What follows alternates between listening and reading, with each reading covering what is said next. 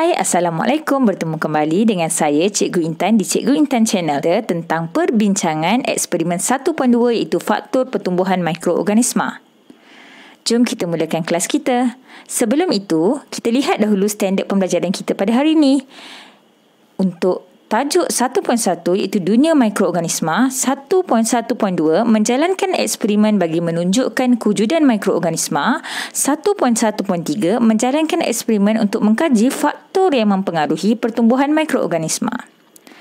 Seperti yang saya pernah cakap sebelum ni, ada 5E iaitu 5 fasa yang penting dalam pembelajaran kita. Dan yang paling penting adalah explore. Kita lihat dahulu kemahiran proses sains, tujuan, hipotesis, bahan dan radas, pemboleh ubah, prosedur, pemerhatian, perbincangan dan juga kesimpulan. Untuk hari ini kita akan terus kepada pemerhatian dan keputusan eksperimen, perbincangan dan juga membuat kesimpulan. Kita pergi kepada perbincangan eksperimen 1.2 iaitu faktor yang pertama iaitu faktor nutrien. Jadi ingat semula tujuan kita adalah untuk mengkaji kesan nutrien terhadap pertumbuhan Bacillus species ataupun bakteria. Kita terus kepada keputusan eksperimen. Ingat tak kita ada dua piring petri A dengan kehadiran nutrien dan piring petri B tanpa nutrien. Apakah yang terjadi kepada bilangan koloni bakteria selepas 3 hari? Untuk piring petri A yang ada nutrien, bilangan koloninya lebih banyak berbanding dengan tanpa nutrien. Jadi untuk persoalan bagaimana bilangan koloni dikaitkan dengan pertumbuhan bakteria?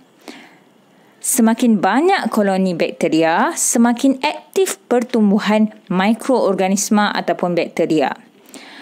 Untuk yang kedua, apakah fungsi nutrien dalam agar-agar eksperimen ini? Nutrien membekalkan nutrisi kepada bakteria Bacillus species untuk pertumbuhan yang lebih aktif. Jadi, pemboleh ubah manipulasi dalam eksperimen ini adalah kehadiran nutrien dan kedua-dua keadaan yang berbeza ini menyebabkan pertumbuhan mikroorganisma yang berbeza bagi keduanya. Jadi kesimpulannya, bakteria Bacillus species memerlukan nutrien untuk pertumbuhan. Kita pergi kepada eksperimen 1.2b iaitu faktor yang kedua, faktor kelembapan. Okey, ingatkan tujuan kita adalah untuk mengkaji kesan kelembapan terhadap pertumbuhan Bacillus species. Kita terus kepada keputusan eksperimen. Ada dua piring petri C dan piring petri D. Piring petri C ada kelembapan yang tinggi di mana ditambah dengan air suling dan piring petri D rendah kelembapannya di mana kita kurangkan air dalam agar nutrien tersebut. So, kita akan dapati bilangan koloni bakteria bagi piring petri C lebih banyak berbanding dengan piring petri D. Soalannya, mengapakah agar-agar nutrien daripada ketuhar perlu disejukkan terlebih dahulu sebelum larutan kultur bakteria dilumurkan? Jawapannya, supaya suhu persekitaran ataupun suhu agar-agar nutrien dapat dimalarkan kerana suhu yang agak panas itu boleh mempengaruhi pertumbuhan bakteria yang akan dilumurkan nanti. Sebab pemboleh ubah dimanipulasi di sini adalah kelembapan. Jadi, itu sahaja yang kita perlu bezakan supaya ianya tidak mempengaruhi eksperimen nanti. Dan kesimpulannya adalah bakteria Bacillus species memerlukan kelembapan yang tinggi untuk pertumbuhan. Seterusnya, kita pergi kepada eksperimen 1.2c iaitu faktor yang ketiga, faktor cahaya. Kita ingat semula tujuan eksperimen 1.2c untuk mengkaji kesan cahaya terhadap pertumbuhan Bacillus species. Kita terus kepada keputusan eksperimen di mana terdapat dua piring petri E dan piring petri F. Piring petri E tiada kehadiran cahaya dan piring petri F ada kehadiran cahaya di mana piring petri E diletakkan di dalam almari dan piring petri F diletakkan di tepi tingkap. Apa yang terjadi kepada bilangan koloni bakteria? Bilangan koloni bakteria bagi piring petri E lebih banyak berbanding piring petri F. Mengapakah piring petri F tidak diletakkan di bawah cahaya matahari? Kerana cahaya yang terlalu terik dan panas menyebabkan bakteria terus terbunuh dan merencatkan pertumbuhan bakteria tersebut. Kesimpulannya, bakteria Bacillus species tidak memerlukan cahaya untuk pertumbuhan. Kita terus kepada eksperimen 1.2D iaitu faktor yang keempat, faktor suhu. Ingat semula tujuan eksperimen kita untuk mengkaji kesan suhu terhadap pertumbuhan Bacillus species. Kita terus kepada keputusan eksperimen. Terdapat 3 piring Petri G, H dan I. Piring Petri G yang dibiarkan di dalam makmal suhu 25 darjah Celsius. Piring Petri H yang diletakkan dalam peti dengan 5 darjah Celsius. Dan piring Petri I yang diletakkan di tepi tingkap. Apa yang terjadi kepada bilangan koloni bakteria? Bilangan koloni bagi piring Petri G yang dibiarkan di dalam makmal lebih banyak berbanding dengan yang di dalam peti ais dan dibiarkan di tepi tingkap. Soalannya, mengapakah piring Petri I diletakkan di dalam inkubator? Dalam eksperimen kita sebelum ni, saya tak letakkan di dalam inkubator kerana di makmal sekolah saya tiada inkubator. Jadi kaedahnya saya letakkan piring Petri I itu di dalam bekas dan diletakkan di bawah cahaya matahari. Piring Petri I diletakkan di bawah inkubator kerana ingin memastikan agar-agar nutrien dalam keadaan suhu yang panas dan sekata secara berterusan. Kesimpulannya, pertumbuhan bakteria Bacillus species adalah paling pesat pada suhu bilik.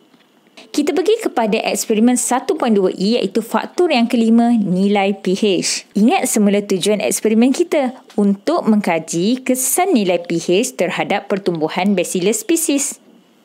Kita terus kepada keputusan eksperimen. Terdapat 3 piring Petri J, K dan L di mana piring Petri J kita tambah dengan air suling, piring Petri K kita tambah dengan asid hidroklorik dan piring Petri L ditambah dengan sodium hydroxide. Apa yang terjadi kepada bilangan koloni bakteria bagi J, K dan L?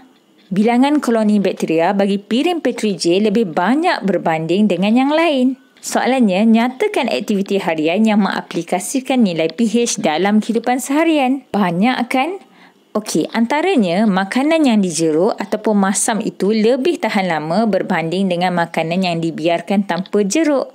Jadi, keadaan yang terlalu berasid dan terlalu beralkali menyebabkan mikroorganisma tidak dapat membiak. Kesimpulannya, pertumbuhan bakteria Bacillus species adalah paling pesat pada nilai pH neutral iaitu 7. Daripada perbincangan kita tadi, dapat tak kamu rumuskan apa yang kita peroleh daripada kelima-lima eksperimen tadi?